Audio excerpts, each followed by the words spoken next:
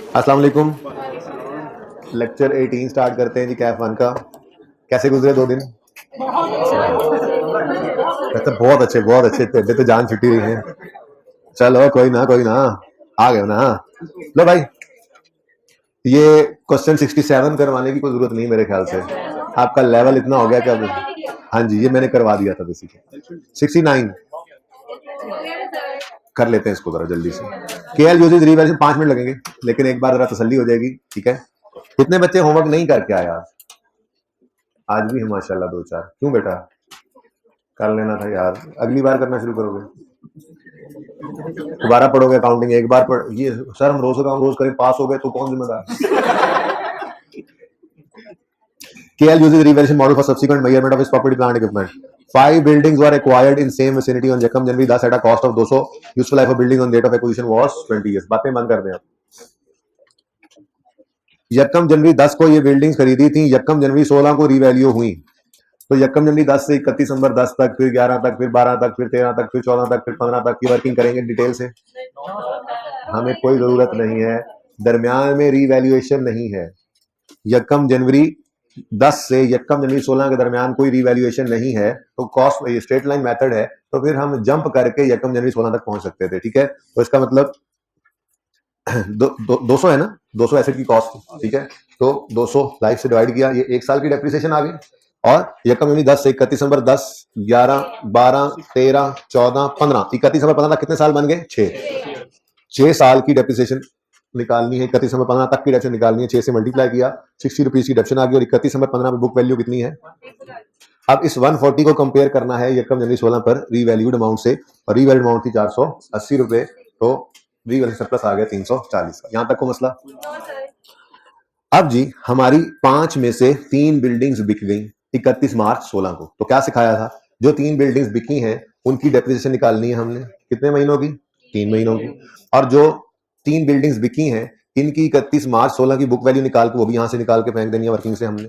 और जो बाकी बिल्डिंग्स बच गई हैं उन बिल्डिंग्स की 12 महीने की डेप्रिसिएशन भी हमने यहाँ पे कैलकुलेट करके लिखनी है। ठीक है, तो जो पहली 2 फिगर्स हैं, डेप्रिसिएशन डिस्पोज होने वाली बिल्डिंग्स की और बुक वैल्यू डिस्पोज होने वाली बिल्डिंग्स की, इसके लिए मैंने आपको कहा था हम एक वर्किंग कर लिया करेंगे डायरेक्ट करने की बजाय। ये ज्यादा फायदामंद चीज है। ठीक है, मुश्किल सवालों में भी काम आएगी। वो मुश्किल सवाल जो नेक्स्ट टेस्ट में अब आएगा। ठीक है, टेस्ट कैसा हुआ?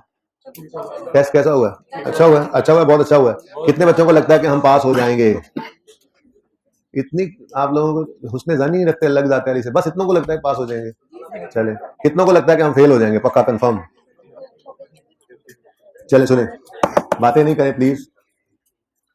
ओके, अब इन 3 बिल्डिंग्स की डेप्रिसिएशन हमने निकालनी है और बुक वैल्यू निकालनी है। तो मैंने आपको कहा था जो डिस्पोज होने वाली बिल्डिंग्स हैं उनकी लेटेस्ट रीवैल्यूएशन की डेट से अलग वर्किंग बना लो, डेट ऑफ सेल तक। ठीक है, तो इन बिल्डिंग्स को हम अलग ले आते हैं। तो यकम जनवरी 16 पे हमने रीवैल्यूड अमाउंट लेनी है, ऐसा ही है। अब रीवैल्यूड अमाउंट सारी बिल्डिंग्स की कितनी है? 460। सवाल की खामोशी केस में यही अज्यूम करेंगे ना। अगर सवाल ने कहा कुछ नहीं है तो सेम विसिनिटी, वैसे मैंने कहा था हम यही अज्यूम कर लेंगे। या ये सेम विसिनिटी नाम भी लिखा होता तो हम यही अज्यूम करते, क्योंकि सवाल खामोश है कि अगर 5 बिल्डिंग्स हैं और ये 200 इकट्ठी कॉस्ट है तो फिर एक बिल्डिंग की 200/5। अगर 5 बिल्डिंग्स हैं जिन सबकी रीवैल्यूड अमाउंट 480 है तो एक बिल्डिंग की निकालनी हो तो 480/5, यही अज्यूम करेंगे ना। ठीक है, तो 480 सारी बिल्डिंग्स की रीवैल्यूड अमाउंट है। ये 480 सारी बिल्डिंग्स की रीवैल्यूड अमाउंट है। हमें चाहिए अपनी डिस्पोज होने वाली 3 बिल्डिंग्स की रीवैल्यूड अमाउंट। तो 480 को डिवाइड कर देंगे 5, ये 5 की रीवैल्यूड अमाउंट है। हमें कितनों की चाहिए? 3 की। कितनी बनती है? 88। ऐसे ही ये जो 340 रुपए का सरप्लस आया है यकम जनवरी 16 पर, ये सरप्लस 5 बिल्डिंग का है इकट्ठा। ठीक है, हमें कितनी बिल्डिंग का चाहिए? अब कितना सरप्लस है? 340। ये सारे का सारा 5 बिल्डिंग्स का है, हमें इसमें से 3 का चाहिए, तो 204 रुपए का रिवैल्यूएशन। ये हमने अलग कर लिया अपने डिस्पोज होने वाली बिल्डिंग्स का रिवैल्यूएशन सरप्लस भी और उनकी रिवैल्यूड अमाउंट भी। ठीक हो गया? क्यों अलग किया? क्योंकि इनको हमने पूरा साल डेप्रिशिएट नहीं करना था, वरना तो बचपन से ये सीखा था 480 सारे के सारे को डिवाइड कर दो जी रिमेनिंग लाइफ से। पर अब तो नहीं कर सकते थे ना, यहाँ पे कुछ को 3 महीने पे रोकना था, कुछ को पूरे 12 महीने। अच्छा, अब 31 दिसंबर 2016 पर हमने इसकी डेप्रिसिएशन करनी है ना। 31 मार्च 16 पर रोकनी है जी डेप्रिसिएशन। डेप्रिसिएशन के लिए 288 को हमने डेप्रिशिएट करना है रिमेनिंग लाइफ पे, और रिमेनिंग लाइफ हम किस दिन निकाला करते हैं जी, यहाँ खड़े होकर, यकम जनवरी 16, और थोड़ी देर पहले 31 तक निकाली तो है। टोटल लाइफ कितनी गुजर गई, कितनी कितनी लाइफ गुजर चुकी है टोटल, 6 गुजर चुकी है, 5 नहीं। अगर ऐसी कंफ्यूजन हो तो गिन लिया करो। यकम जनवरी 10 पे एसेट खरीदा, 31 दिसंबर 10, 11, 12, 13, 14, 15 तक 6 साल बनते हैं। ये 6 साल 31 दिसंबर 15 या यकम जनवरी 16 तक, एक ही बात है ना, एक ही दिन इंटरचेंजेबल यूज होता है। तो 6 साल गुजर चुके, ओरिजिनल लाइफ सवाल ने बताई थी 20 है, 6 गुजर गए तो रिमेनिंग कितनी है, डिवाइड बाय 14 किया, लेकिन ये पूरे साल की डेप्रिसिएशन बनेगी। हमें कितने महीनों की चाहिए, 3 महीनों की, तो इंटू 3/12। ठीक है जी। इसी तरह से नशर करो सरप्लस के साथ 204 बटा, अब इस पर सोचने की जरूरत ही नहीं, एक बार सोच लिया हमने, इंटू 3/12। जी बोले 5 और 4। ठीक है जी। बुक वैल्यूज 283 और 200, ये वो बुक वैल्यूज हैं जो हमने माइनस कर देनी है पिछली वर्किंग। ठीक है, यानी हमें जो फिगर्स चाहिए थी, एक चीज डेप्रिसिएशन और दूसरी बुक वैल्यू, और डेप्रिसिएशन और साथ ही उस इंक्रीमेंटल की फिगर आ गई, और फिर बुक वैल्यू, एसिड की ऊपर बचा हुआ सरप्लस भी, ये चारों फिगर्स हमें चाहिए थी, ये अवेलेबल हो गई। इनको जाके हम उसको मेन वर्किंग में लिख लेते हैं। ठीक है, 283, सॉरी यहाँ पे 5 और 4 आएगा, और फिर 283 और 200 आ जाएगा। ऐसे किया था घर पे। अब रह क्या गया, बाकी बिल्डिंग्स की डेप्रिसिएशन। ठीक है, उसके लिए भी यहाँ जगह कम थी तो वर्किंग हमने कर ली थी। हमने कहा था जी, अगर वैसे तो यूं भी कर सकते थे हम कि अगर ये 480 सारी बिल्डिंग्स की रीवैल्यूड अमाउंट है और उसमें से 288 जाने वाली बिल्डिंग्स की है, तो इन दोनों का डिफरेंस जो है वो रिमेनिंग है। तो ऐसे भी कर सकते हैं आप, 480 माइनस 288। ठीक है, लेकिन हमने जो काम किया था उसी को रिवाइज करना है ताकि वो तो पक्का हो जाए। तो अगर 480 5 बिल्डिंग्स की रीवैल्यूड अमाउंट है, तो बच कितनी गई है, 5 में से 3 तो बिक गई, बाकी कितनी है 2, तो फिर 2 बिल्डिंग्स की रीवैल्यूड अमाउंट कितनी बनेगी, 192। इसको रिमेनिंग लाइफ ऑलरेडी निकाल चुके हैं ये ऊपर 14 साल। ठीक है, तो डिवाइड बाय 14, पता लगा कहां से आया 14, कल वाले से, जब परसों सवाल कराया था तो 7 लिखा था, आपने कहा था कहां से आया, समझ आ रही है ना। अच्छा, अब कितने से मल्टीप्लाई करें इसको, फ्रैक्शन लगेगा नहीं, पूरे 12 महीने की डेप्रिसिएशन चाहिए जी, 14। साथ ही अगला काम आपको पता है, 200 नहीं 340 सारी बिल्डिंग्स की का रिवैल्यूएशन सरप्लस है, डिवाइड बाय 5 करें, इंटू 2 करें, 136, ये 2 रिमेनिंग बिल्डिंग्स का सरप्लस है, इसको डिवाइड करें 14 से, आंसर इज 10। तो ये 2 फिगर्स भी हमें चाहिए थी, रिमेनिंग बिल्डिंग्स की डेप्रिसिएशन और उनका ट्रांसफर, जो इंक्रीमेंट की ट्रांसफर है रिटेन अर्निंग्स में, तो 14 और 10। बुक वैल्यू बता दें, वर्किंग पूरी करें, फिर एंट्रीज की तरफ जाते हैं। 178 और डन जी। चलें जी, जनरल एंट्रीज करते हैं। एक ही बार पिक्चर ले लीजिएगा, मैं आप लोगों के लिए कोशिश करूंगा कि इस तरह से इतनी कुछ जगह पे एंट्रीज भी आ जाए, तो आप उसकी फिर एंड पे पिक्चर ले लीजिएगा। ठीक है, एंट्रीज शुरू करते हैं जी। यकम जनवरी 2016, सिर्फ 16 के साल की एंट्रीज करनी है ना जी। रीवैल्यूएशन हो रही है, रीवैल्यूएशन के दिन हमें ट्रांसफर की एंट्री करनी है सबसे पहले। ठीक है, तो ये थोड़ा सा ना ऐसे ऐसे एडजस्ट हुआ करो कि मेरे सामने रहा करो, मेरी इतना सफेद टोपी वाले भाई, मेरी इतना वेस्टकोट वाले भाई, खान साहब सामने ऐसे ऐसे ऐसे, ताकि हर बच्चा मुझे नजर आता है। एडजस्ट खुद हुआ करो, इस बच्चे के पीछे छुपना नहीं है। ओके, मुझे ऐसे पता नहीं, वो टेंशन लगी थी, पता नहीं यार ये बच्चा कहाँ गया, क्या कर रहा है, वो क्या रहा है। अच्छा जी, यकम जनवरी 16 जी, ट्रांसफर की एंट्री करनी है हमने। ठीक है, तो रीवैल्यूएशन के दिन मैंने कहा था खड़े होंगे और ये देख लेंगे ये एसेट कभी रीवैल्यू तो नहीं हुआ, नहीं हुआ। अगर नहीं हुआ, यकम जनवरी 16 पे खड़े होकर देखा ये एसेट इससे पहले कभी भी रिवैल्यू नहीं हुआ, तो फिर इस एक्यूमुलेशन अकाउंट के अंदर यकम जनवरी 10 से यकम जनवरी 16 के दरमियान की डेप्रिसिएशन पड़ी होगी, जो कि ऑलरेडी हम निकाल चुके हैं 60। ठीक है, तो 60 की ट्रांसफर की एंट्री करो, एक्यूमुलेटेड डेप्रिसिएशन डेबिट और बिल्डिंग्स क्रेडिट 60 से। ठीक है जी, और साथ ही अब देखो सरप्लस है लॉस है, सरप्लस है, ऐसे 340 से बढ़ा है, तो सरप्लस की एंट्री कर दो इसी दिन, buildings debit, revaluation, surplus credit. कितने थे जी, 340 से। ठीक है जी, उसके बाद अब जो 3 बिल्डिंग्स बिकने जा रही हैं, पहले उनको डेप्रिशिएट कर लें। 31 मार्च तक 3 महीने उनको डेप्रिशिएट करना है। डेप्रिसिएशन की एंट्री है depreciation expense debit, accumulation credit, 5 रुपए से बोला था शायद आपने, और साथ ही ट्रांसफर की entry revaluation, surplus debit, retained earnings credit 4 से। ठीक हो गया जी। अब इन एसेट्स को, इस एसेट को बेच देते हैं, इसको नहीं, इनको बेच देते हैं। ठीक है। 31 मार्च 2016 पर अगर हमने ये एसेट बेचने हैं तो पहले डिस्पोजल की, बेचने की एंट्री लिखते हैं, डिस्पोजल डेबिट, कैश डेबिट और बिल्डिंग्स क्रेडिट। और मैंने आपको ये कहा था कि आप जब डिस्पोजल की एंट्री करने लगना ना तो वर्किंग टू की तरफ आ जाना। क्यों? क्योंकि आपको बिल्डिंग्स, बिकने वाली बिल्डिंग्स की रीवैल्यूड अमाउंट चाहिए लेटेस्ट, और बिकने वाली बिल्डिंग्स की अक्यूमुलेशन चाहिए इस दिन की, और ये दोनों फिगर्स आपको अवेलेबल हो जाती हैं। जैसे ये देखो, बिकने वाली बिल्डिंग की रीवैल्यूड अमाउंट कितनी है? 288। हाँ, एक स्टेप जो वैसे तो नजर आ रहा है कि अक्यूमुलेशन कितनी है, 5 ही है, लेकिन आपको एक चीज सिखाई थी कि कर लिया करना अक्यूमुलेशन की कैलकुलेशन। यहां तो मसला नहीं है, यहां तो आपको नजर आ रहा है कि आपके एसेट्स की, इन एसेट्स इन बिल्डिंग्स की डेप्शन जो है 5 रुपए ही है, डेट ऑफ लेटेस्ट रिवैल्यूएशन से लेकर डेट ऑफ सेल तक की। लेकिन ये कैलकुलेट करने की आदत इसलिए डलवा दी कि जरूरी नहीं है कि टेस्ट वाले सवाल में भी यकम जनवरी 16 को एसेट रीवैल्यू होकर यकम मार्च, यकम मई 16, यकम अप्रैल 16, यकम सितंबर 16 तक बिक जाए। यानी 16 वाले साल में रीवैल्यू होता है, अभी तक जितने सवाल देखे हैं, और उसी साल में बिक जाता है। अगर ये 16 में रीवैल्यू होकर 17 या 18 में जाके बिके तो होगा ना मसला। तो इसलिए एक आदत डलवा दी आपको। हाँ, पर्चे के अंदर अगर ये सिचुएशन आए तो मत करना ये एक्स्ट्रा वर्किंग। मैं तो इसलिए सिखा रहा हूं कि अगर आपको जरूरत पड़ जाए कभी तो आगे जाके एसेट बिके तो करने की ये वर्किंग तो पता तो होगी कैसे करनी है। ठीक है, तो ये दो फिगर्स जरा मुझे नजर भी आ जाती हैं ऐसे करके, मैं ये रेड कलर से दोनों को सर्कल लगा देता हूँ। ये दो फिगर्स है हमारी एक्यूमुलेशन की, ये डिस्पोजल की एंट्री के लिए रिक्वायर्ड। ठीक है, जाने वाली बिल्डिंग्स की लेटेस्ट रीवैल्यूड अमाउंट, जाने वाली बिल्डिंग्स की एक्यूमुलेटेड डेप्रिसिएशन। ठीक हो गया जी। तो फरमाएं जी, एक्यूमुलेशन की 288 रीवैल्यूड अमाउंट है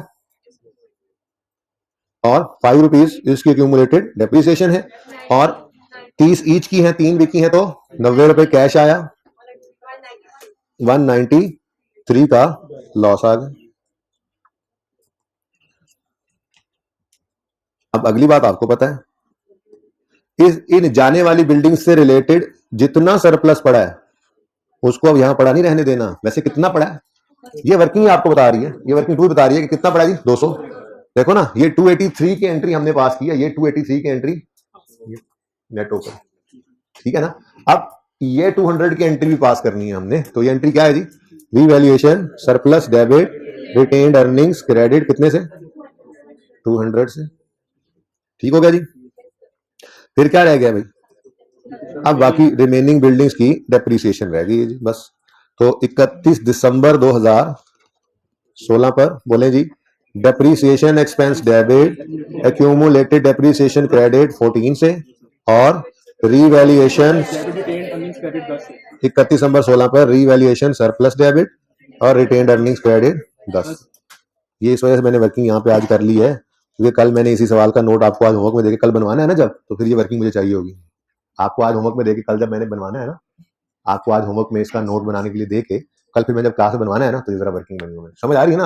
आज होमवर्क के अंदर आप खूब परेशान हो गए, आज मैं वापस अल्हम्दुलिल्लाह नॉर्मल रूटीन में आ जाऊंगा। नोट बनाना सिखाऊंगा कॉस्ट मॉडल से, जाते जाते 5 मिनट में रीवैल्यूएशन की डिस्कशन करूंगा, 4 सवाल होमवर्क में दूंगा जिस चारों के अंदर आपने रीवैल्यूएशन का नोट बनाना होगा, रीवैल्यूएशन वाले सवाल का नोट बनाना होगा इंशाल्लाह। वो चारों सवाल का नोट मैं कल इंशाल्लाह क्लास में खुद बनवाऊंगा। शक्लें मत देखो एक दूसरे की, ठीक है। तो तैयार है ना इंशाल्लाह जी। ले लें पिक्चर, इससे किसी ने लेनी। 2 में डिस्पोजल नहीं होगा रीवैल्यूएशन का, 2 में डिस्पोजल होगा। जी जी, अभी देने लगा, थोड़ी देर में होगी इंशाल्लाह।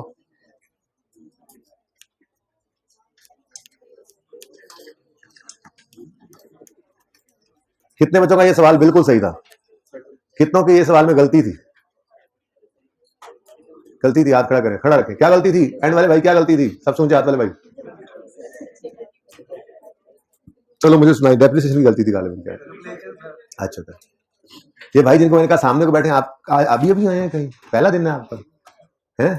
तो चुप क्यों रहे हो यार, जो है सो है, क्लास के बाद मिलो ना जरा मुझे, तो मैं सेट करता हूँ। ये पहला दिन बनता था वैसे, मैं भी कहूँ चुप क्यों रहे बार बार, मैंने सामने की फिर दूसरे के पीछे चुप रहे, ऐसा थोड़ा छुपा जाता है क्लास में। मिलो जरा क्लास के बाद आगे मुझे।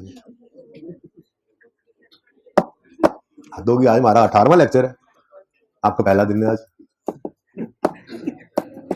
हम तकरीबन अपने पर्चे के 20-25% मार्क्स को पकड़ चुके हैं, तकरीबन, मतलब हाथ डाल दिया उस नोट को आज। अगले 2-3 दिन में इंशाल्लाह हो जाएगा। चलें जी आगे आप। अच्छा जी, लेजर से स्टेटमेंट फॉर्म में जाना, बल्कि नहीं, हमने सीखा था स्टेटमेंट से लेजर फॉर्म में जाना, कुछ याद है? वो कैपिटल अकाउंट मैंने, बल्कि याद क्या, हाँ ले ये देखो सामने भी, वो पिछली क्लास में याद आ गया मुझे, मैंने बात की थी भाई। मैंने आपको ये कहा था कि स्टेटमेंट से लेजर फॉर्म जाया जा सकता है। ये कैपिटल का लेजर बनाना सिखा रहा था ना उस दिन, मैं आपको कहा था कि अगर स्टेटमेंट से लेजर फॉर्म में जाना है तो थोड़ा मुश्किल है, बात सोचना पड़ता है जरा। इतनी की मुश्किल है क्या? डेटर की स्टेटमेंट नजर आई, इससे लेजर बनाना है तो पहले ये सोचना पड़ेगा कि डेटर की नेचर क्या है। डेटर की नेचर क्या है? डेबिट नेचर, ठीक है। तो फिर ओपनिंग बैलेंस किस तरफ आना है? Debit side. जो प्लस वाले हैं वो डेबिट, जो माइनस वाले हैं वो क्रेडिट, ठीक है। यानी स्टेटमेंट से लेजर बनाना है, स्टेटमेंट से लेजर। कैपिटल की स्टेटमेंट है, स्टेटमेंट फॉर्म में इंफॉर्मेशन है, इसको लेजर में कन्वर्ट करना है तो पहले सोचना पड़ेगा कैपिटल की नेचर क्या है। क्रेडिट नेचर है तो फिर ओपनिंग बैलेंस क्रेडिट साइड पर, जो प्लस होने वाले वो क्रेडिट और जो माइनस होने वाले वो डेबिट, ठीक है ना। यानी स्टेटमेंट से लेजर पे आते हुए फिर सोचना पड़ता है कि लेजर की नेचर कौन सी है। लेकिन अगर मैं कहूं कि लेजर से स्टेटमेंट फॉर्म में जाना है तो ये तो उससे भी आसान काम।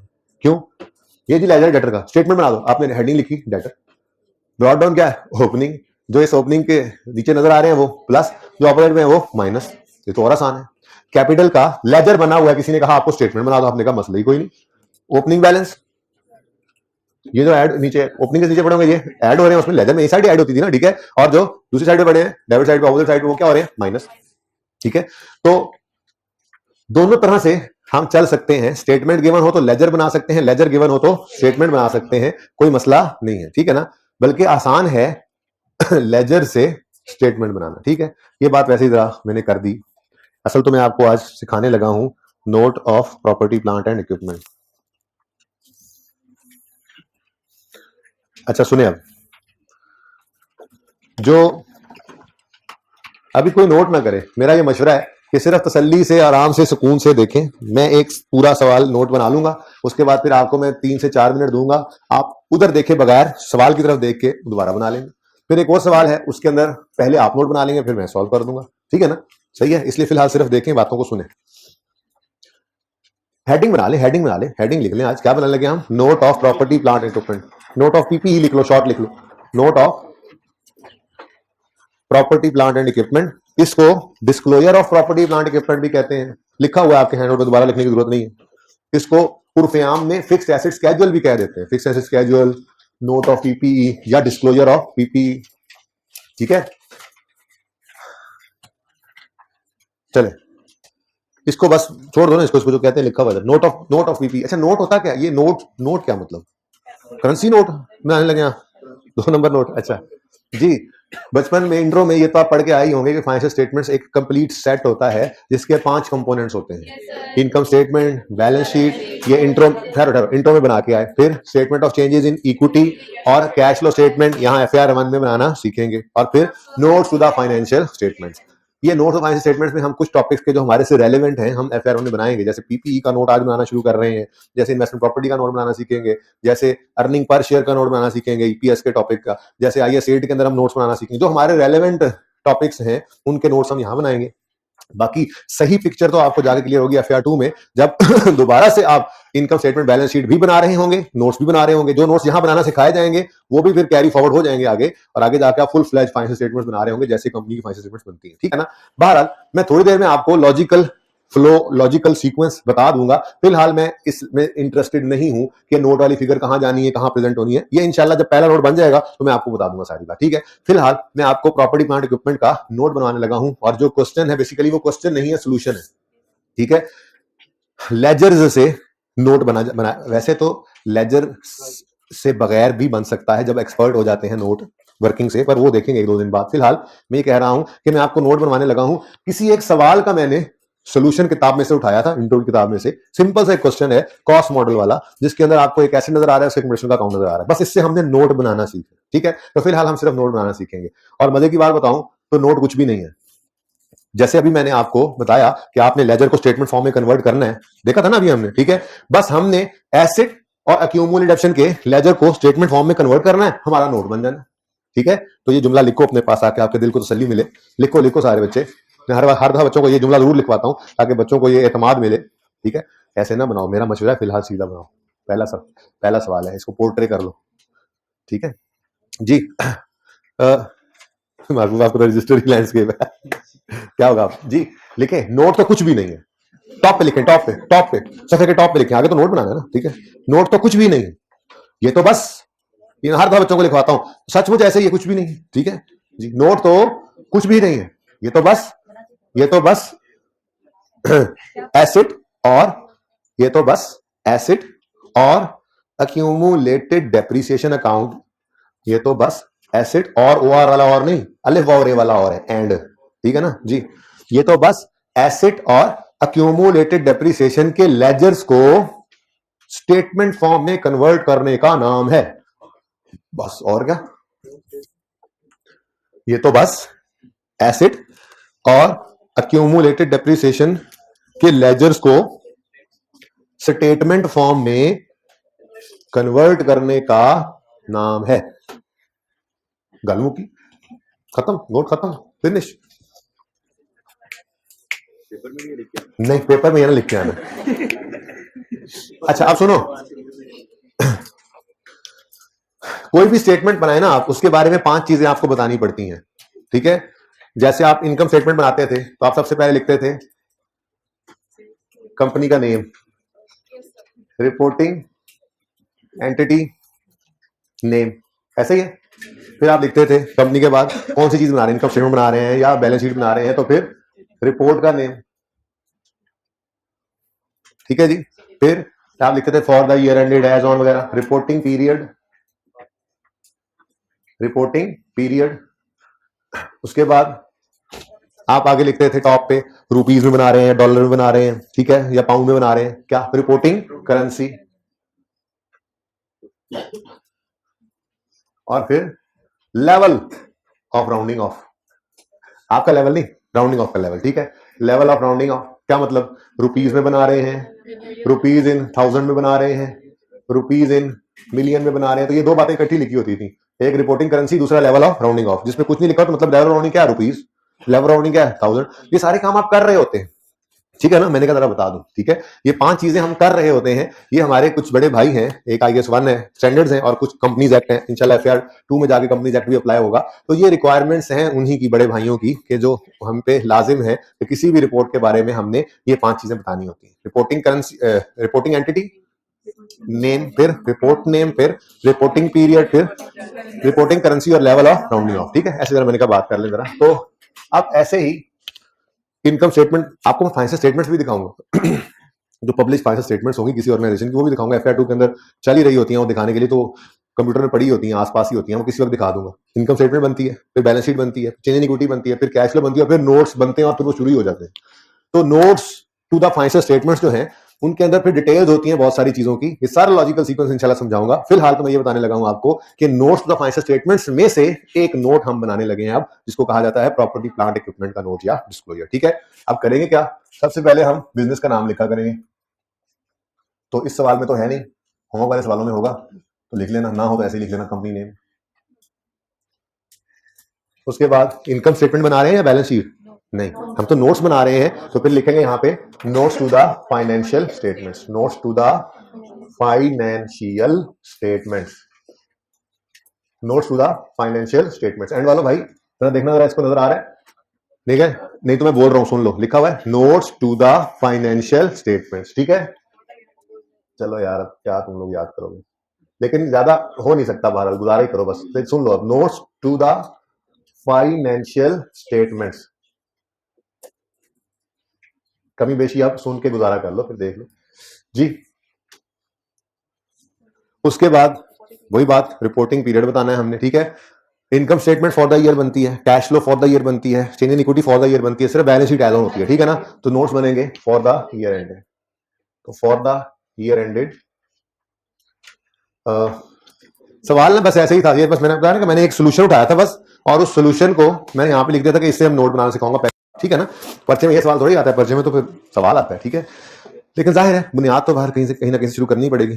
पहला सवाल बाबर वाला याद है, किया था, सिंपल एडिशन वाला। चलते चलते आपको टेस्ट के अंदर भी सवाल मौजूद है, कैसा किस तरह का आया लेजर आप कैसे बना रहे हैं, तो लेवल आहिस्ता आहिस्ता आपका बढ़ता है। 31 दिसंबर 9 है गालिबन ईयर एंड इसमें, ठीक है, क्लोज हो रहे हैं इस पे, तो मैं लिख देता हूं for the year ended 31 December 2009। अच्छा, अब ये नोट्स शुरू हो गए, इनकम स्टेटमेंट, अगला सपल्टा, balance sheet, change equity, cash flow, और फिर हेडिंग आई नोट्स की। अब धड़ाधड़ नोट्स बने हुए हैं, बन रहे हैं, उन्हीं में एक नोट पीपीई का भी होगा। कोई अपना मर्जी का नंबर बताओ। 9। पिछली क्लास में भी 9 ही बोले थे बच्चे, पता नहीं क्यों। नहीं जी, आप तो 9 ही लिखना है। Property, plant and equipment. देखो भाई, नोट का नाम लिख रहा हूं मैं, किस चीज का नोट बना रहे हैं जी हम जी प्रॉपर्टी, प्लांट एंड इक्विपमेंट का नोट बना रहे हैं। साथ साथ नोट करने वाले नुकसान उठाएंगे, इसलिए रुक जाएं। मुझे कोई जल्दी नहीं है आज, मैंने बस ये छोटे से सवाल का नोट एक बनवाना है और एक इस जैसा सवाल आगे पड़ा हुआ है उसका नोट आपसे बनवाना है, और कुछ भी नहीं करना, और बस फिर डिस्कशन करके भेज देना, परेशान करके आपको नहीं, मतलब घर में परेशान होंगे, फिर कल वो सवाल करने, ठीक है। और हम अगले 3 से 4 दिन इसके अलावा अगले 3 से 4 दिन सिर्फ नोट ही बना रहे होंगे, धड़ाधड़ नोट बनाएंगे हम, ठीक है। और मुश्किल से मुश्किल सवाल भी हमसे हो जाएंगे, क्योंकि सिर्फ फॉर्मेट को पकड़ने की जरूरत रह गई है, बाकी सब कुछ हम कर चुके हैं। एडिशन सिंपल हमने देखा हुआ है, डिस्पोजल सिंपल हमने देखा हुआ है, एक्सचेंज का हमें पता है, चेंज एस्टीमेट का हमें पता है, ठीक है, कॉस्ट डिटर्मिनेशन हमने पढ़ लिया, रीवैल्यूएशन को हमने देख लिया, स्टार्ट में भी देख लिया, एंड पे भी देख लिया, डिस्पोजल भी देख लिया रीवैल्यूएशन के अंदर। तो भाई अब कुछ बचा नहीं है, सिर्फ नोट को पकड़ना है, उसके फॉर्मेट को पकड़ना है, का नॉलेज आपके पास पूरा है अब, ठीक है ना। अब सिर्फ प्रेजेंटेशन की बात रह गई, ओके। तो ये प्रेजेंटेशन को पकड़ना है, तो इंशाल्लाह आप माहिर खुद को कल की क्लास के एंड तक समझ रहे होंगे नोट के अंदर, लेकिन ऐसा होगा नहीं, फिर परसों आपको मैं बताऊंगा, नहीं आप परसों माहिर बनेंगे इंशाल्लाह जी। चलें आगे। अब मैंने आपको क्या कहा, नोट तो कुछ भी नहीं है, पीपीई के नोट की बात कर रहा हूं कि पीपीई का नोट तो कुछ भी नहीं है, ये तो बस एसेट और अक्यूमुलेशन के लेजर्स को स्टेटमेंट फॉर्म में कन्वर्ट करने का नाम है। अब इसके अलावा कोई तीसरी चीज यहां पे नहीं है इस नोट की मेन बॉडी में, ठीक है। एसेट का अकाउंट और अक्यूमुलेटेड डेप्रिसिएशन का अकाउंट। अगर अक्यूमुलेटेड एक्शन अलग नजर आ रहा हो तो एसेट अकाउंट किस पे बन रहा होता है, कॉस्ट पे, ठीक है ना। तो कॉस्ट पे, अच्छा। और अगर रीवैल्यूएशन मॉडल हो तो एसेट अकाउंट क्या शो किया करता है, रीवैल्यूड अमाउंट। अच्छा, अब इधर देखो, लिखो मत प्लीज, यूं लिख सकते हैं हम, देखो अगर कॉस्ट मॉडल यूज कर रहे हैं तो एसेट अकाउंट क्या शो करेगा, कॉस्ट, और अगर रीवैल्यूएशन मॉडल यूज कर रहे हैं तो रीवैल्यूड अमाउंट, ऐसे ही है ना। लेकिन हम एक जनरल टर्म यूज किया करेंगे जिसके अंदर ये दोनों बातें कवर हो जाएं, ठीक है। क्या मतलब, हम स्टैंडर्ड की कही हुई एक बात, स्टैंडर्ड का कहा हुआ एक लफ्ज इस्तेमाल कर लेंगे जिसके अंदर कॉस्ट भी कवर हो जाती है और रीवैल्यूड अमाउंट भी। स्टैंडर्ड इसके लिए इस्तेमाल करता है लफ्ज ग्रॉस कैरिंग अमाउंट। क्या कहता है जी, ऐसी कैरिंग अमाउंट जिसमें से अभी डेप्रिसिएशन लेस नहीं हुई, क्योंकि जब डेप्रिसिएशन लेस हो तो फिर वो ग्रॉस नहीं रहती, वो नेट हो जाती है, नेट बुक वैल्यू बन जाती है, ठीक है ना। तो ग्रॉस कैरिंग अमाउंट, अगर कोई एसेट कॉस्ट मॉडल पड़ा है तो उसकी ग्रॉस कैरिंग अमाउंट कॉस्ट होगी, और अगर कोई एसेट रीवैल्यूएशन मॉडल पे है तो उसकी gross carrying amount revalued amount होगी, ठीक है। तो ये भी बिल्कुल सही है, कोई यूं लिखना चाहे तो बिल्कुल सही है, लेकिन हम क्लास के अंदर क्या लिखा करेंगे, ग्रॉस कैरिंग अमाउंट, ठीक है जी। ये ग्रॉस कैरिंग अमाउंट जो है ये बेसिकली मेरा एसेट अकाउंट है। क्या है जी, ये एसेट अकाउंट। यहां पर इस एरिया में मैं एसेट अकाउंट को स्टेटमेंट फॉर्म में कन्वर्ट करूंगा, ठीक है। अब इधर देखो, कोई नोट नहीं कर रहा, मुझे पता है सब बच्चों को मौका मिलेगा नोट करने का, नोट नहीं करने का, बल्कि ये सवाल इंशाल्लाह खुद कर रहे होंगे आप, इधर देखे बगैर पॉइंट भी आप देखेंगे, हाँ बिल्कुल हमने भी सही बना लिया, इतना आसान काम है। इधर देखो, प्लांट एंड मशीनरी का अकाउंट है, बोलो, ओपनिंग, एडिशंस, डिस्पोजल, क्लोजिंग, ठीक है। अब ये स्टेटमेंट फॉर्म में यहां पे लिखना है मैंने, तो यहां पे लिखा ओपनिंग बैलेंस, पहले ओपनिंग बैलेंस लिख लूं, ओपनिंग बैलेंस, फिर एडिशंस, फिर डिस्पोजल्स और क्लोजिंग बैलेंस। अच्छा देखो, पहला दिन समझकर मैं लिख देता हूं, वैसे लिखा नहीं करेंगे। ओपनिंग बैलेंस एसेट का अगर हो तो एडिशन उसमें क्या होना है, ऐड, और डिस्पोजल्स लेस, लेकिन जब लिखा नहीं करेंगे, क्यों, जो एडिशन होगा वो पॉजिटिव नजर आया करेगा, डिस्पोजल होगा फिर ब्रैकेट लगा देंगे, वो नेगेटिव हो जाएगा, कोई जरूरत नहीं है हमें प्लस माइनस का साइन लगाकर भी टाइम जाया करने की, ठीक है, ओके। अच्छा, उसके बाद अगला लेजर कौन सा स्टेटमेंट फॉर्म में कन्वर्ट करना है, एक्यूमुलेटेड डेप्रिसिएशन का। देखो ये उसका सेक्शन बना लेते हैं, एक्यूमुलेटेड डेप्रिसिएशन। देखो एक्यूमुलेशन का अकाउंट ओपनिंग बैलेंस आता है इसमें, फिर depreciation expense for the year आता है, फिर डिस्पोज होने वाले एसेट की डेप्रिसिएशन निकल जाती है और क्लोजिंग आ जाता है, ठीक है। तो यही चार चीजें हैं यहां पर भी, ये चार नॉर्मल चीजें हैं एक्यूमुलेशन अकाउंट की। चार नॉर्मल चीजें कौन सी होती हैं, opening, depreciation expense for the year, disposal की डेप्रिसिएशन डेबिट वाली साइड पे, और क्लोजिंग। ये चार नॉर्मल चीजें हैं, वही लिख रहे हैं हम यहाँ पे, ठीक है। तो अभी कॉस्ट मॉडल यूज हो रहा है, रिवाइज मॉडल इंशाल्लाह क्लास के एंड पे आखिरी 10 मिनट में समझाऊंगा सिर्फ, ठीक है? ओके, सवाल वो आप करेंगे खुद घर पे, फिर मैं कल।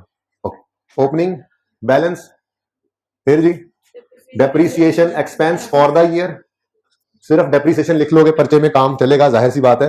पास होने का तरीका ही बताऊंगा यहाँ पे, फेल होने वाले ऐसा करने से फेल हो जाओगे, वो काम थोड़ी सिखाऊंगा, ठीक है? तो डेप्रीसिएशन एक्सपेंस लिख लो, फॉर द ईयर पूरी बात लिखनी लिख लो, वरना सिर्फ डेप्रीसिएशन लिखना भी काफी है। ओके, उसके बाद डिस्पोजल की डेप्रीसिएशन जो माइनस होती है, और फिर इनका net closing balance. Depreciation opening में ऐड होती है और डिस्पोजल की डेप्रीसिएशन यहां से लेस होती है, ठीक है? पूरा एक्सपेंस लिखना अगर लिखना हो तो जी। ये दोनों लेजर्स स्टेटमेंट फॉर्म में कन्वर्ट हो गए, आगे बाद में मुकम्मल करना है अभी इसको, ठीक है? हर कोई अपने हमसाये को देख ले, कोई सो तो नहीं रहा, ठीक है? अहम बात चल रही है। अच्छा जी, आप सुने किस किस क्लास ऑफ एसेट का हमने ये कॉलम बनाना है किस वक्त? प्लांट एंड मशीनरी का। क्लास ऑफ एसेट का मतलब क्या है? देखो, हम लोग यूं नहीं करते अकाउंटिंग के अंदर कि हर व्हीकल का अलग से कॉलम बनाने लग जाएंगे यहाँ पे, हर मशीनरी का अलग, हर बिल्डिंग का अलग, नहीं। सारी बिल्डिंग्स का एक कॉलम, सारे व्हीकल्स का एक कॉलम, सारी प्लांट मशीनरीज का एक कॉलम, सारे फर्नीचर्स का एक कॉलम। तो एक क्लास ऑफ एसेट के लिए एक कॉलम बनाएंगे, ठीक है? हमारे पास एक क्लास इस सवाल में आ रही है प्लांट एंड मशीनरी, और दूसरी आ रही है व्हीकल। तो ये दो अलग अलग क्लासेस हैं, दो अलग अलग कॉलम्स इनके बनेंगे।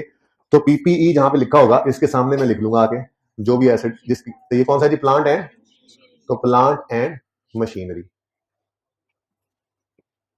वैसे तो नजर ही नहीं आना, वैसे मसला ये। तो प्लांट एंड मशीनरी जी। अब ये लेजर्स स्टेटमेंट फॉर्म में कन्वर्ट होने जा रहे हैं, ठीक है? बहुत आसान है, बल्कि वो तो हम कन्वर्ट कर चुके हैं, अब सिर्फ डाटा ही लिखना है, ठीक है? ये देखो, ओपनिंग 500, 5 लाख कर लो, पूरा लिखेंगे, ठीक है? उसके बाद एडिशंस हैं 2, लेकिन हमारे पास लाइन आइटम एक ही है, लाइन एक ही, एडिशन के लिए क्या करें? और 2 हो चाहे 200 हो, एडिशंस को इकट्ठा करके ही लिखना है। यूजर को एडिशन में एक ही फिगर नजर आएगी, ठीक है? आप लोग जब प्रैक्टिकली ऑडिट पे जाएंगे ना अपने उस पे क्लाइंट के ऊपर, तो वहां पे जब आप इस तरह से नोट ओपन करवाएंगे, नोट देखेंगे, तो उसमें एडिशन आएंगे। आप फिर उनको कहेंगे यार एडिशन की डिटेल लेके आओ, फिर वो 100 भी होंगे तो वो लिस्ट आपको ऑडिटर को प्रोवाइड की जाएगी, फिर आप उसको 1 बाय 1 चेक कर सकते हैं। लेकिन यहाँ पे नोट के अंदर सिर्फ एक ही फिगर नजर आएगी जिसके जो सारे एडिशंस का टोटल होगी, ठीक है ना? तो चाहे जितने मर्जी एडिशंस हैं, हमने इनको इकट्ठा करके लिखना है, ठीक है? तो 5 लाख ओपनिंग, 500,000 ऊपर याद करवाना, एंड पे रुपीज लिखने, ठीक है? अभी लिख लो, बल्कि ऐसे कर लेते हैं, मुकम्मल होगा ना फिर लिखवाऊंगा, ताकि सारे ऊपर, ठीक है ना? ऊपर लिख देंगे रुपीज, 1000 में नहीं कर रहे, रुपीज में कर रहे हैं, ठीक है? अच्छा, उसके बाद 90 जमा 120, 2,10,000 के एडिशन है, तो 2,10,000 एडिशन आ गए। फिर डिस्पोजल कितने जी? 1,90,000 का डिस्पोजल है, 190,000, और क्लोजिंग बैलेंस आ गया 520। ले जी, हमारा एसेट अकाउंट स्टेटमेंट फॉर्म में कन्वर्ट हो चुका है। मुश्किल काम लग रहा है? जैसे मैंने कहा है, ये है ही कुछ नहीं, ये तो सिर्फ लेजर को स्टेटमेंट फॉर्म में कन्वर्ट करने का ही नाम है ये नोट, ठीक है? और इंशाल्लाह रोज का काम रोज करते हैं तो ये कुछ भी नहीं साबित होगा एंड पे भी, और पर्चे में अच्छे मार्क्स देके जाएगा आपको। 60-70% मार्क्स किसी भी सवाल में से आ जाए ना, हर सवाल में 60-70% मार्क्स आ जाए तो आप पास हो जाओगे ना, ठीक है? हाँ, अगर आपको किसी टॉपिक, किसी सवाल को सामने आए, मुश्किल से मुश्किल सवाल, उसमें पासिंग मार्क्स ना ले सके फिर टेंशन है। और हर सवाल के अंदर आसान नंबर मौजूद होते हैं, 60-70% नंबर हर बच्चा उसमें ले सकता है, ठीक है ना? अच्छा जी, 5,20,000 क्या हो गया जी हमारे पास? 5 लाख, लाइन नहीं सीधी लग रही सर, ये क्या कर रहे हैं आप? 5,20,000। ओके, नेक्स्ट अक्यूमुलेटेड डेप्रीसिएशन है। ओपनिंग 1,70,000, डिडक्शन एक्सपेंस 44,167, डिस्पोजल की डिडक्शन 30,083, और क्लोजिंग बैलेंस ये मुझे लिखवाने हैं आपने 1 बाय 1। ओपनिंग बैलेंस कितना है जी? 1,70,000। फिर deduction expense for the year 167। जानने वाले एसेट की डिडक्शन जहां से निकलनी है वो माइनस, और क्लोजिंग बैलेंस आ गया 18।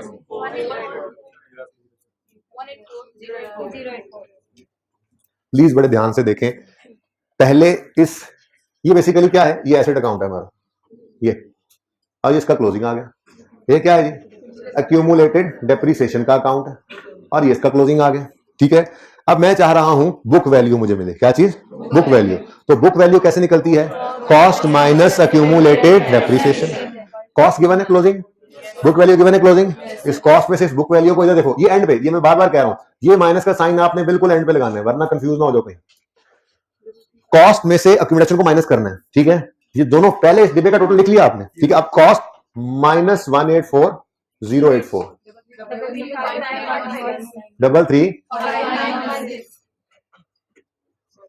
335916 जो है ये आपकी आ गई बुक वैल्यू। ये क्या आ गया जी? Book value. इधर ही लिखिए, नोट अभी नहीं करना, ठीक है। Book value cost minus accumulated depreciation, ठीक है।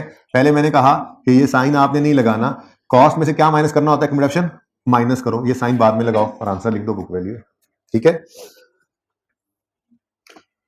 Next vehicle. व्हीकल है, बोलो व्हीकल का कॉलम बना लो। व्हीकल जितने क्लासेस होंगी उतने कॉलम्स बनते चले जाएंगे और एंड पे एक टोटल कर लेंगे। और जो साथ नोट कर रहे थे उनको ये नहीं पता टोटल भी करना है, ठीक है। इसलिए मैंने कहा ना करिए नोट जी। ग्रॉस कैरिंग अमाउंट यानी कॉस्ट या रीवैल्यूड अमाउंट जी। Gross carrying amount opening 9 lakh, addition नहीं है, नोट नहीं बनेगा, जीरो कर देना, ठीक है। तो 9 लाख ओपनिंग, 40,000 क्लोजिंग, 40,000 डिस्पोजल, तो 900,000। फिर एडिशन कितना है? एडिशन जीरो लिख लें, डैश डाल दें, कोई मसला नहीं जी।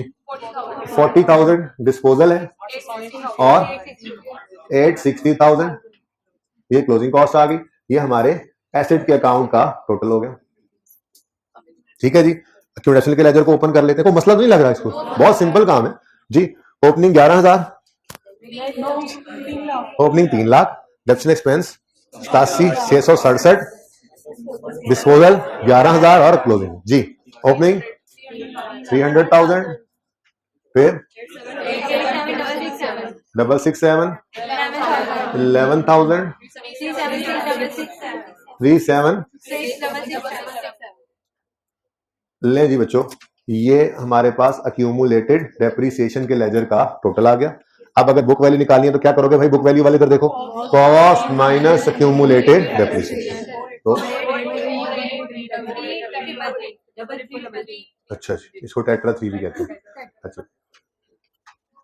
अच्छा जी, अब ये दोनों अलग अलग डिटेल भी आ गई सामने, दोनों की मूवमेंट है पूरी हमारे सामने। यूजर देख के बता सकता है स्टार्ट ऑफ द ईयर इतने एसेट्स पड़े थे, इतने व्हीकल्स पड़े थे, कोई नहीं खरीदा, इतने बिक गए, इतनी कॉस्ट वाले, फिर इतनी डेप्शन एक्सपेंस फॉर द ईयर है, इतनी डिस्पोजल की डेप्शन निकल गई और क्लोजिंग ये है, और बुक वैल्यू हमारे व्हीकल्स की इतनी, ठीक है। अब एक टोटल का कॉलम ऐड करते हैं जी, फरमा दें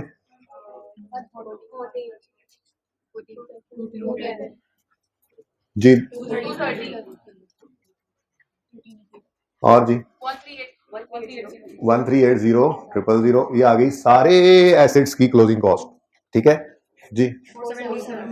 4,70,000, 470,000, 834 है, और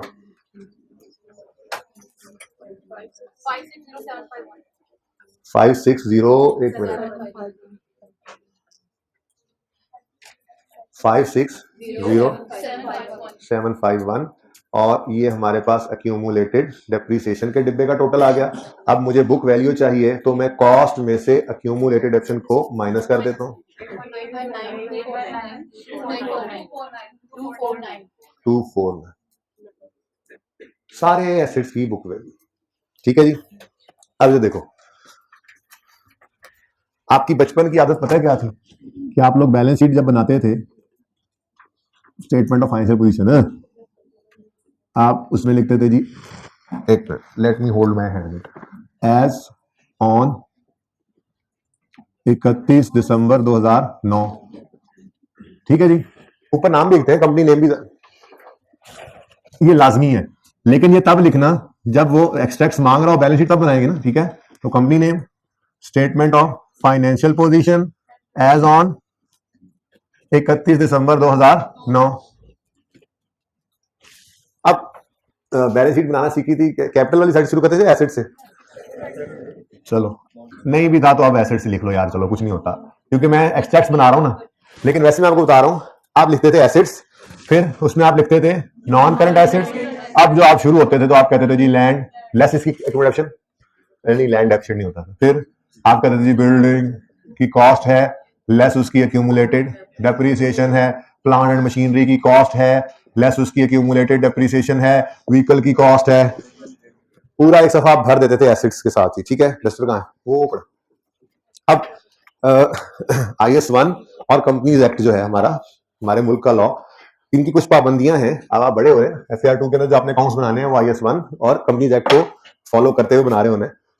तो अब हमें इतनी तफसीलात फेस ऑफ बैलेंस शीट पे शो करने की इजाजत नहीं है, बल्कि हमसे ये रिक्वायर किया जाता है कि आप एक लाइन आइटम IS-16 के प्रॉपर्टी प्लांट इक्विपमेंट का भी रख सकते हैं। तो हम यहां पर लिख लें फिर प्रॉपर्टी प्लांट एंड इक्विपमेंट, और उसके बाद हम कहते हैं जी नोट नंबर 9, और फिर यहां पे लिखा होता है 819249।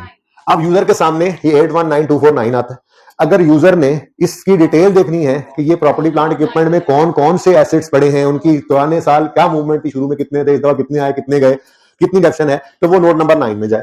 तो इनकम स्टेटमेंट बैलेंस शीट का सफा पलटेगा, कैश फ्लो, चेंज इक्विटी, फिर नोट शुरू होंगे, फिर उनमें जाएगा जाएगा जाएगा, नोट नंबर 9 पे पहुंचेगा। वहां जाकर देखेगा अच्छा इनके पास प्लांट मशीनरी भी है, व्हीकल भी है। Plant machinery start of the year पे इतने थे, इतने खरीदे, इतने गए, क्लोजिंग ये।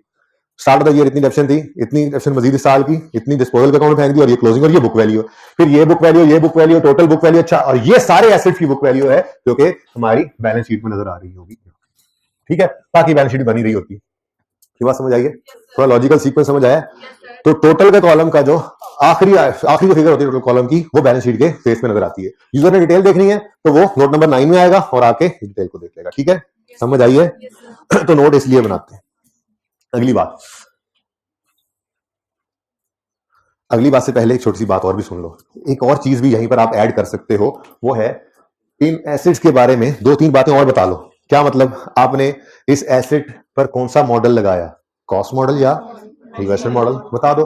फिर मेथड स्ट्रेट लाइन लगाया या रिड्यूसिंग बैलेंस लगाया या आउटपुट, ये 3 तो पढ़ लिया ना, ये लगाया। फिर डेप्रिसिएशन रेट या लाइफ क्या है। तो ये 3 बातें भी आप किसी भी एसेट के बारे में बता सकते हैं।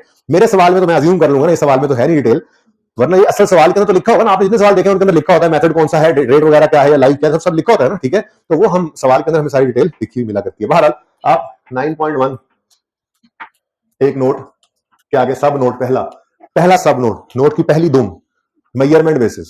मेजरमेंट बेसिस मतलब कॉस्ट मॉडल है या रिवैल्यूएशन मॉडल, ठीक है। तो इसी के नीचे ऐड कर दें मेजरमेंट बेसिस। अब इस सवाल के अंदर दोनों क्लास जो है वो कॉस्ट मॉडल पर ही है, तो हम यहां पर लिखेंगे कॉस्ट मॉडल, और यहां पर भी कोई रिवैल्यूएशन का जिक्र ही नहीं आया, टोटल भी नहीं लिखना कुछ भी, ठीक है।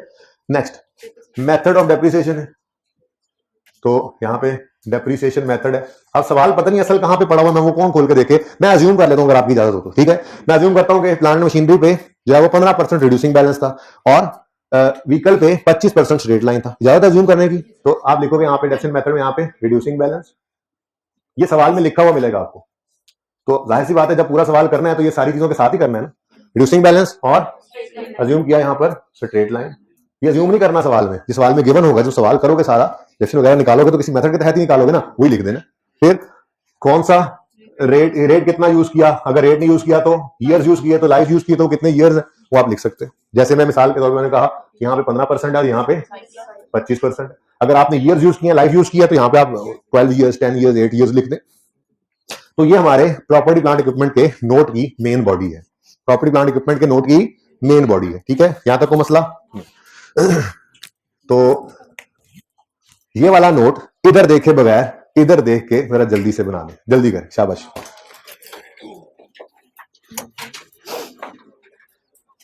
तीन मिनट बेटा, डब्बे सुने, हमें इधर ले आए भाई साहब, कह रहे हैं डब्बे बनाएंगे, कोई जरूरत नहीं आपको, तो यहां पर भी डब्बे बनाने की जरूरत नहीं है। मैंने इसलिए बनाया अगर आपको दूर से नजर आ जाए, आपके पास तो लाइनें लगी होती हैं, क्लियरली नजर आता है, तो कोई डब्बा बनाने की जरूरत नहीं है। बना दे तो मर्जी है, ना बनाए तो भी मर्जी है, लेकिन टाइम ज्यादा होगा, ना बनाइएगा जी। क्या चीज, ये मर्जी होती है, ये फैक्टी इश्यूज होते हैं, इससे परेशान ना हो करें। इधर अच्छा लगता है साइड वैसे लिखा हुआ, बस मुझे आप दरम्यान में लिख लें। ये note company name, note for the, जहां मर्जी लिख लें जी, दरम्यान में लिख लें, स्टार्ट में लिख दें, एंड में लिख दें, कोई मसला नहीं, ये पैटी इशू। शाबाश, मैं चेक करने आऊंगा थोड़ी देर बाद।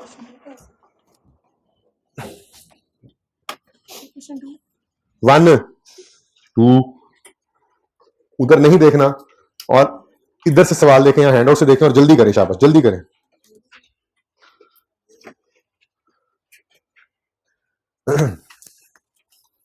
ये सवाल क्या देखूं आके, ये तो मैंने सामने सॉल्व किया हुआ है। नेक्स्ट क्वेश्चन देकर होमवर्क फिर आता हूं जी।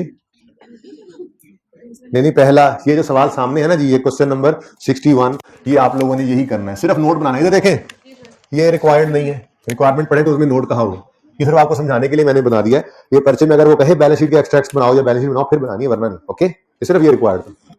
जल्दी करें जल्दी करें, सादा सी बात की है, क्वेश्चन 61 करें।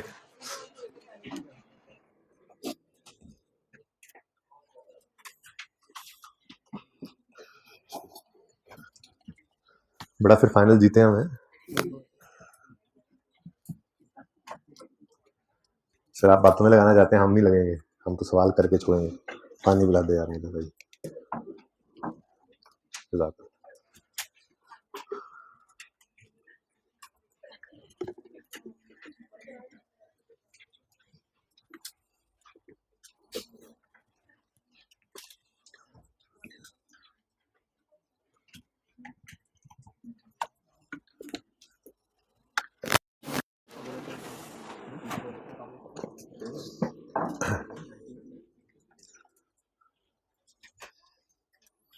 मुश्किल लग रहा है क्या?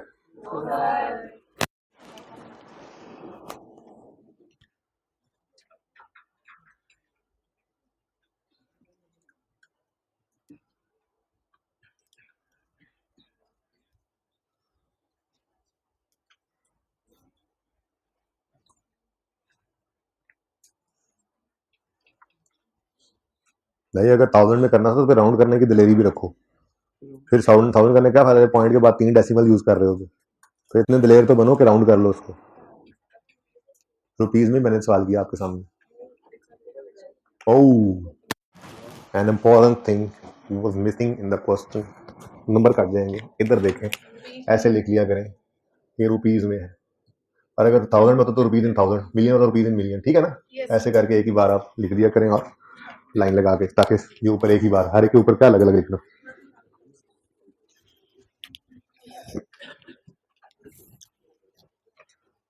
कितने बच्चे कर चुके? एक बच्चा कर चुके, 2 बच्चे कर चुके, सर ठीक। जल्दी करें शाबाश, इतना आसान काम है और सुस्तियां कर रहे हैं। रिवैल्यूएशन भी समझानी है, 5 मिनट आखिरी। 4 सवाल होमवर्क में दिया मैंने, 2 में डिस्पोजल नहीं है लेकिन रिवैल्यूएशन है, और 2 में डिस्पोजल भी है, रिवैल्यूएशन भी है, और 4 में नोट बनाना है। और एक नोट मैंने क्लास में नहीं बनवाया रिवैल्यूएशन वाला। देखो कितनी ज्यादती करते हैं सर, साथ वाले को कहेंगे, ये करता ही ऐसे जानबूझ के।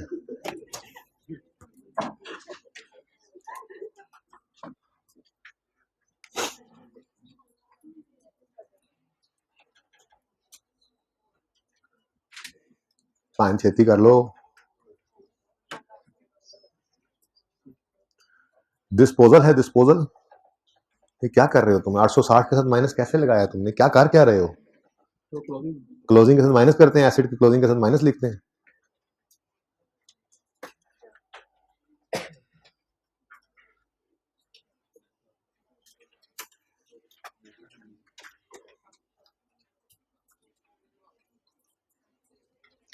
अब कितने बच्चे बना चुके हैं नोट? तकरीबन कोई 10-12 बच्चे, 15। हाइब्रिड में हाथ नहीं खड़ा हो रहा कोई। कितने बच्चे बना चुके हैं नोट? माशाल्लाह, बहुत ही कम है, जल्दी करें।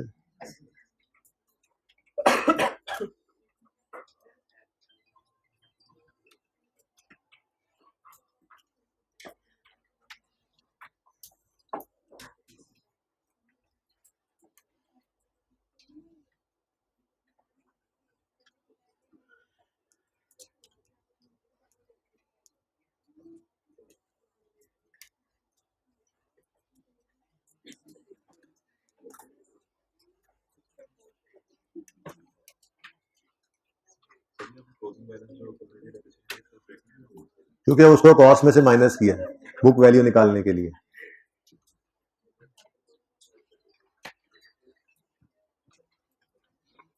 जी बच्चों,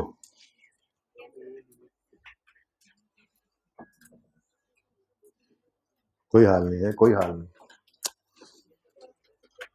ओवर राइटिंग के नंबर कटते हैं जी, कटिंग के नंबर नहीं कटते, ओवर राइटिंग के नंबर कटते हैं। 8 को 6 मत बनाया करें, 8 को काट के 6 लिख लिया करें। ये काम जो आप करते हैं ना, ये वाला, ये 8 ओहो हो 8 नहीं 6 कर लो, उसको 6 कर लो, वो नंबर कट जाता है। नहीं बेटा, ओवर राइटिंग में आई कैप मार्क्स काट लेगा, कोई बात नहीं है, पास हो जाने के ऊपर सब कुछ अच्छा लगता है।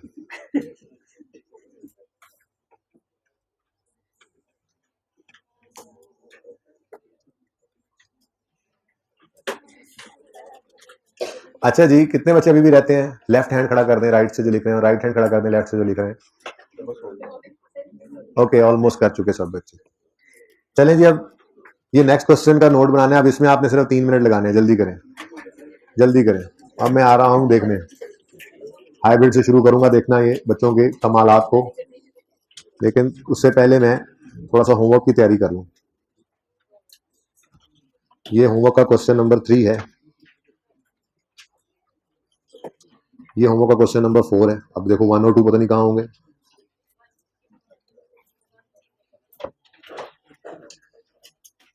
आप लोग अपने हैंड आउट से करें जी, आप नोट पे ले जाएं आमिर भाई, फॉर्मेट पे ऑनलाइन वाले बच्चों के लिए मैं होमवर्क लिखूं सबके लिए, नोट पे फॉर्मेट पे रहें आप। और क्वेश्चन नंबर 62 ऑनलाइन वाले बच्चों, इंशाल्लाह बुक्स अवेलेबल हो जाए, ये फास्ट फॉरवर्ड वालों के लिए बुक्स होपफुली अवेलेबल हो जाएंगी इस वीक के एंड से पहले पहले। ऑनलाइन वाले बच्चों के लिए ऐलान किया ना, तो कोई फास्ट फॉरवर्ड सुन रहे होते हैं तो उन्हें समझ ही नहीं आती।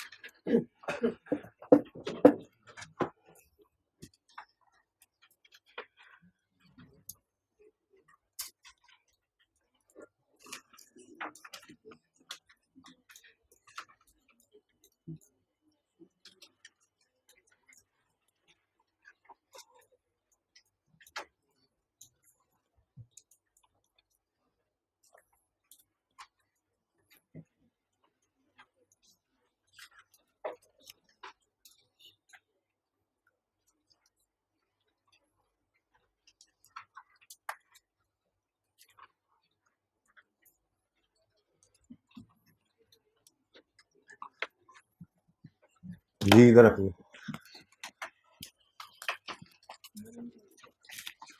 जल्दी कर लें जी।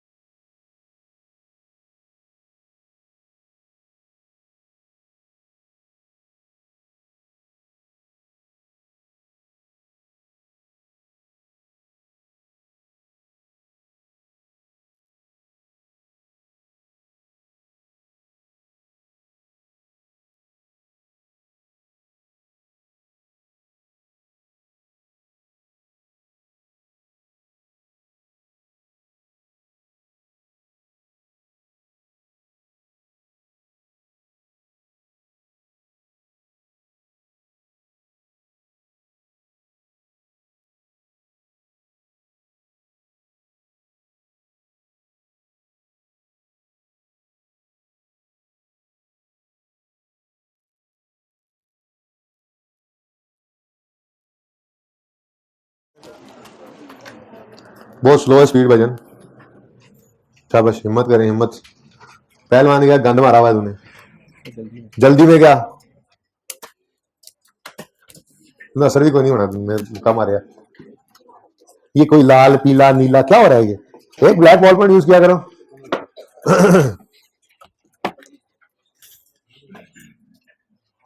ये अभी अभी अभी शुरू हुआ है ये नोट बनना, जल्दी करें जल्दी करें।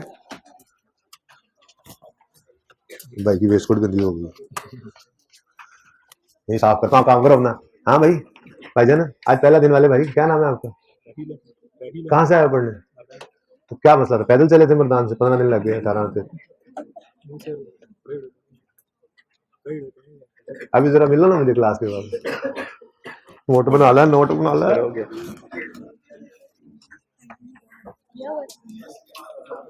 बन गया? वो क्या है अगले सफे पे?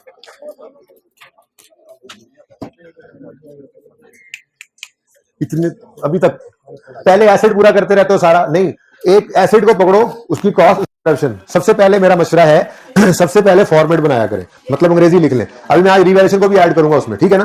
तो आप सबसे पहले क्या किया करेंगे, अंग्रेजी में फॉर्मेट लिख लिया करेंगे, उसके बाद फिर फिगर्स जो मिलती जाए वो लिखते जाए, ताकि जितना सवाल में समझ आए वो सारा का सारा तो नंबर मिल जाए ना उसको, तो ठीक है।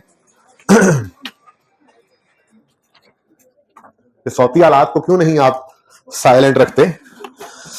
अच्छा जी, ये क्वेश्चन है जी, कितने बच्चे अभी तक कर रहे हैं?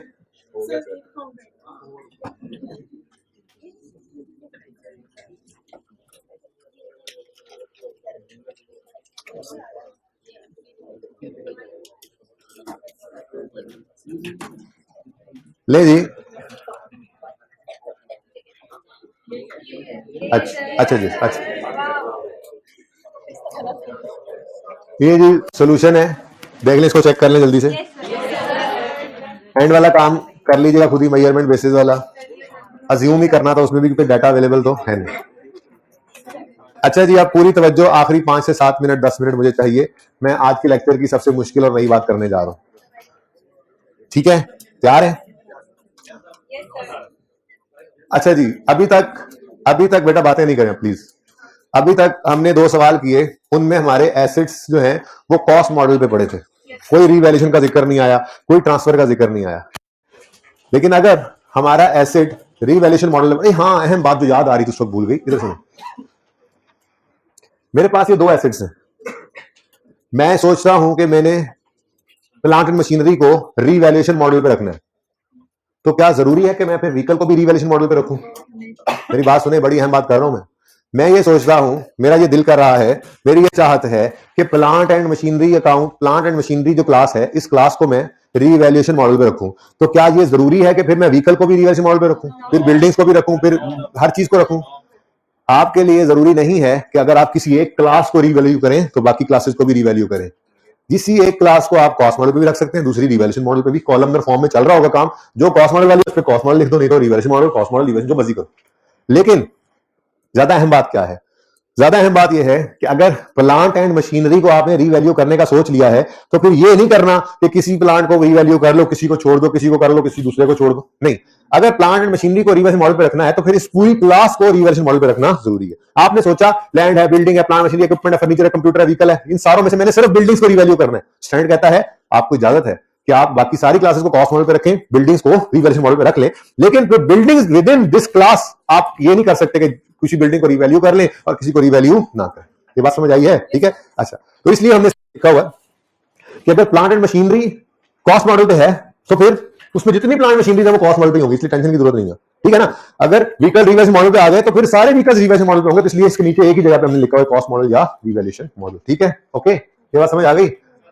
अच्छा, अब मैंने ये कहा कि अभी तक हमने जो भी सवाल देखे उनके अंदर हमारे एसेट्स कॉस्ट मॉडल पे पड़े थे। अगर हमारा कोई एसेट रिवैल्यूएशन मॉडल पे आ जाए तो क्या असर पड़ेगा? याद माजी अजाब नहीं है, इसलिए इसको देख ही लेते हैं, ठीक है ना? मैंने वो लेजर बनवाए थे, ये इसी दिन के लिए बनवाए थे, इसी दिन के लिए। मुझे बताओ 2012 के साल में कॉस्ट मॉडल यूज हुआ था? सवाल नहीं याद तो ये देखो, 14 में पहली बार रिवैल्यू हुआ एसेट जाके, ठीक है ना? खरीदा था हमने इसको 12 में, तो 12 और 13 कॉस्ट मॉडल था, फिर 14 से रीवैल्यू हो गया था, रीवैल्यूएशन मॉडल पे चला गया था, ठीक है ना। अब अगर एसेट कॉस्ट मॉडल पे था तो ये कॉस्ट नजर आ रही है इसकी। जब एसेट रीवैल्यूएशन मॉडल पे गया तो क्या चेंजेस आई थी? हमने कहा था कि रीवैल्यूएशन के दिन दो काम करने हैं। पहला ट्रांसफर, उसकी एंट्री पड़ी थी एक्यूमुलेटेड डेप्रिसिएशन डेबिट और एसेट क्रेडिट, ये एक काम। दूसरा काम, एसेट के अंदर सरप्लस या लॉस की रिकॉर्डिंग करो। तो यहां पे क्या आया था? Asset debit revaluation surplus credit. यानी जिस साल में रीवैल्यूएशन होगी तो मैक्सिमम क्या चेंज आ जाएगी? एक तो ट्रांसफर की एंट्री आएगी एसेट अकाउंट में, और दूसरा सरप्लस या लॉस की रिकॉर्डिंग की। और समझ रहे हो ये चेंज, ये दो चीजें किसमें ऐड हुई हैं? एसेट के अकाउंट के अंदर कौन कौन सी दो चीजें ऐड हुई? एक सरप्लस भी हो सकता था, लॉस भी इस साल में सरप्लस है, और दूसरा एक्यूमुलेटेड डेप्रिसिएशन जो ट्रांसफर होकर आई।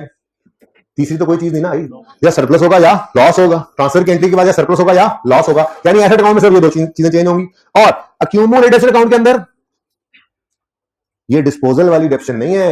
ये देखो यहां डिस्पोजल नहीं लिखा हुआ, ये क्या है? एसेट में ट्रांसफर हुआ। यानी कि अगर हमारा एसेट रीवैल्यूएशन मॉडल पे होगा ना, तो इस पूरे नोट के अंदर एसेट वाले पोर्शन में, इस एसेट वाले पोर्शन में सिर्फ दो चीजें ऐड होंगी, एक ट्रांसफर, दूसरा रीएन सरप्लस या लॉस। और इस डिडक्शन वाले सेक्शन के अंदर सिर्फ ट्रांसफर की एंट्री आएगी। कैसे? इधर देखो, सिंपल, बहुत से भी ज्यादा सिंपल है ये काम।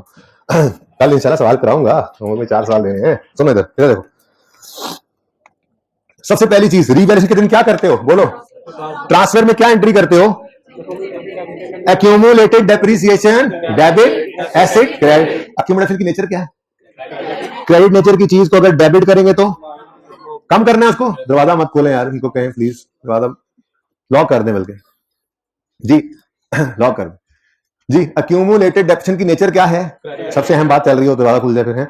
एक्यूमुलेशन की नेचर क्या है? क्रेडिट। इसमें से हमने जब ट्रांसफर किया एंट्री को, तो एक्यूमुलेशन डेबिट, एसेट क्रेडिट हुआ, तो एक्यूमुलेशन डेबिट हो रही है। क्रेडिट नेचर की चीज अगर डेबिट हो तो इसका मतलब यहां पे ट्रांसफर आएगा, ठीक है, और ट्रांसफर वाली फिगर यहां से क्या हो जाएगी? माइनस। ठीक हो गया।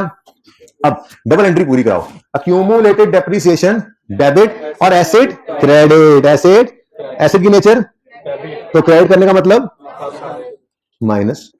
ठीक हो गया। तो ये हमारी ट्रांसफर की एंट्री पड़ी। इधर देखें, ओहो येलो ही करते हैं जी। ये एंट्री बोले एंट्री बोले दोबारा। एक्यूमुलेटेड डेप्रिसिएशन डेबिट एसेट, हजारों दफा ये एंट्री, तो सैकड़ों दफा ये एंट्री तो कर ही ली होगी अब, ठीक है, 100 को दफा तक करीब पे पहुंच गए होंगे, ठीक है। तो ट्रांसफर की एंट्री जो है, ठीक है, वो क्या है? Accumulated डेप्शन debit asset credit. ठीक हो गया। यही मैं अभी आपको दिखा कर आया था। एक तो ये ट्रांसफर की एंट्री आनी है एक्यूमुलेशन वाली साइड पे भी और एसेट वाली साइड पे। दूसरी चीज, पहला काम क्या करते थे? रीवैल्यूएशन के दिन एसेट को पहले डेप्शन को ट्रांसफर करते थे एसेट अकाउंट में, फिर सरप्लस या लॉस की रिकॉर्डिंग करते थे, ठीक है। अब सरप्लस है या लॉस है? अगर सरप्लस है तो प्लस कर दोगे, और अगर लॉस होगा तो प्लस भी हो सकता है, माइनस भी हो सकता है। जिंदगी आसान रखेंगे, सिर्फ लिखा करेंगे रीवैल्यूएशन, ठीक है। एडजस्टमेंट भी लिखने की हम जहमत नहीं करेंगे, रीवैल्यूएशन लिखेंगे। अगर प्लस साइन, अगर प्लस के साथ फिगर होगी तो वो सरप्लस है, नहीं तो लॉस है, ठीक है। तो ये मैक्सिमम चेंज हमारे नोट के अंदर आना है ना, और इसमें भी प्लस माइनस इंशाल्लाह हम कल से लिखना छोड़ देंगे, ठीक है, ठीक है। तो अगर हमारा एसेट रीवैल्यूएशन मॉडल पे है तो मैक्सिमम क्या होगा? एक ट्रांसफर की एंट्री आएगी, डेबिट एसेट क्रेडिट। दूसरा सरप्लस होता है तो एसेट डेबिट होता था, लॉस होता था एसेट क्रेडिट होता था। प्रॉफिट एंड लॉस में क्या जाना है? भाई चुप कर जाओ। रीड एंड अर्निंग में क्या जाना है? ट्रांसफर क्या होना है? रीवन सरप्लस क्या चीज है? हमें इस नोट के अंदर इससे कोई सरोकार नहीं है। क्यों? क्योंकि मैंने पहला जुमला क्या लिखवाया था क्लास के स्टार्ट में कि ये पीपीई का नोट जो है ये एसेट और एक्यूमुलेशन के लेजर्स की स्टेटमेंट फॉर्म है। बस तीसरी कोई चीज फिलहाल आपने नहीं सोचनी। ओके, अच्छा सुने, होमवर्क के अंदर 4 अदद सवाल हैं, 4 अदद।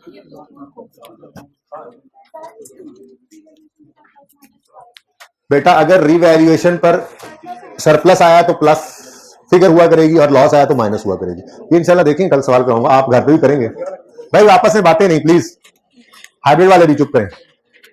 मैंने कहा बातें नहीं, फीमेल स्टूडेंट भी शामिल है क्लास में ही। जी भाई सवाल वाले भाई, हाँ तो वो तो बताने लगा, ये क्या सवाल है? ये पिक्चर्स ले रहे हैं इसलिए मैं रुक गया। अच्छा जी, सबसे पहले इधर देखें, सबसे पहले आपने लेक्चर 13 का क्वेश्चन नंबर 59, ये लेक्चर 13 में जो क्वेश्चन 59 था ना 13 के हैंडआउट में, यही जो भी दिखा रहा था मैं, इसकी आपने, मैंने रिक्वायरमेंट क्या लिख दी इसकी, सुनो वहां पे लिखी हुई है कि बात सिर्फ देख लो, ये वाला सवाल है 3 रिवैल्यूएशन वाला सवाल, जो start of the year 3 revaluation नहीं थी 13 लेक्चर में। इसकी रिक्वायरमेंट मैंने कर दी, prepare note of PPE for the year ended 31 December 18। जाहिर है खपोगे, तंग होगे, गलतियां करोगे, तो कल जब आओगे तो सवालात लेके आओगे, ना कि समझ रहे होगे। फिर कल मैं ये सारे चारों सवाल मैं खुद सॉल्व करूंगा क्लास के अंदर इंशाल्लाह, ठीक है ना। तो फिर आपका लेवल जरा अच्छा हो जाएगा। क्वेश्चन नंबर 1 ये करना है आपने। क्वेश्चन नंबर 2 3 ही रिवैल्यूएशन वाला अगले दिन ईयर एंड वाला सवाल किया था, ठीक है। ये ऐसे नहीं मैंने यहां पे सॉल्व किया, दिखा था आपको, चलेंगे हमारे साथ, ठीक है। इनमें मैंने रिक्वायरमेंट क्या कर दी, prepare note of PPE for the year 31 December 17। वहां पे एक ही जगह लिखा हुआ है, मैंने सिर्फ सवाल दिखा रहा हूं। ये एसके लिमिटेड वाला सवाल है, ये लेक्चर 14 के हैंडआउट में पड़ा हुआ है, ठीक हो गया। और उसके बाद ये यूएल और केएल वाला सवाल है, ये क्वेश्चन इधर इस हैंडआउट में पड़े हैं। यूएल वाला सवाल कल किया था, इसके अंदर प्रिपेयर नोट ऑफ पीपीई है फॉर द ईयर 31 दिसंबर 18 है। इन्होंने लिखा हुआ था लॉन्ग विद कंपैरेटिव, मैंने वो काट दिया है, 17 का नहीं सिर्फ 18 का बना के लाए फिलहाल, ठीक है। सिर्फ 31 दिसंबर 18 का नोट हो गया यूएल वाले सवाल में, ठीक है। और केएल वाले सवाल के अंदर तो वैसे ही उन्होंने 1 साल का ही नोट मांगा था, prepare note of PPE for the year 31 दिसंबर 16। परेशान हो, दुख में आए, खपे, जो भी हो, लेकिन होमवर्क ये अब ये देख ले प्लीज, आपका तरतीब यही रखनी है, प्लीज, ठीक है। क्वेश्चन 59 लेक्चर 13 वाला सबसे पहले करना है, उसका 31 में 18 का नोट बनाना है। क्वेश्चन 64 लेक्चर हैंडआउट 14 वाला दूसरे नंबर पे करना है, उसका नोट बनाना है 31 नंबर 17 का। क्वेश्चन नंबर 3 यूएल वाला करना है, उसमें कंपैरेटिव ईयर नहीं बनाना, सिर्फ 18 का बनाना है। और ये केएल वाला सवाल आपने 4th नंबर में। क्वेश्चन 59 हैंडआउट में नहीं है, चले वो फिर टीए से ले लीजिएगा ना, ठीक है, ताकि आप ये बच्चे यहाँ पे जो नोट कर रहे हैं वो कर लें, ठीक है जी। जिंदगी रहे, ओ भाई बैठ जाओ, बेशर्मो बैठ जाओ, ठीक है जी। आज के लिए इतना ही, जिंदगी रहे तो कल होगी मुलाकात, अल्लाह हाफिज।